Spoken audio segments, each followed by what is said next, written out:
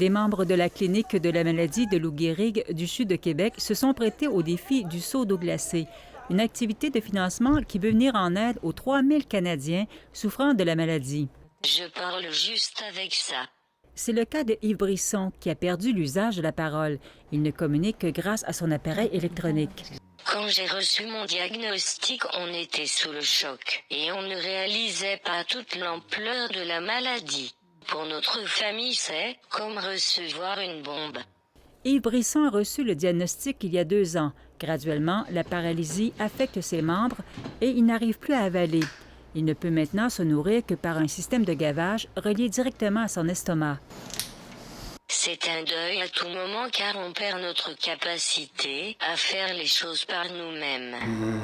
C'est une maladie qui fait partie des maladies graves en neurologie. Le neurologue Nicolas Dupré est en charge de la clinique de la SLA, une maladie incurable et dont l'espérance de vie est de 3 à 5 ans.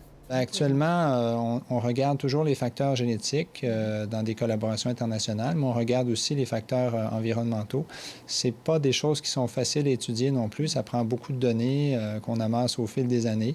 Mais j'ai des étudiants qui travaillent justement sur ces données-là actuellement et qui essaient de regarder. On a parlé récemment, entre autres, de l'impact des traumatismes crâniens, qui n'est pas quelque chose qui est clair du tout à l'heure actuelle, mais on essaie de l'éclaircir.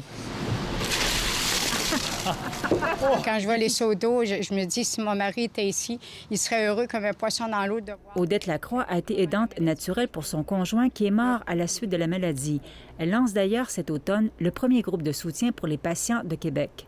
Pour nous aider à mieux vivre le temps qui nous reste et profiter de la vie et passer du temps avec ceux que l'on aime. Ici Nicole Germain, Radio-Canada, Québec.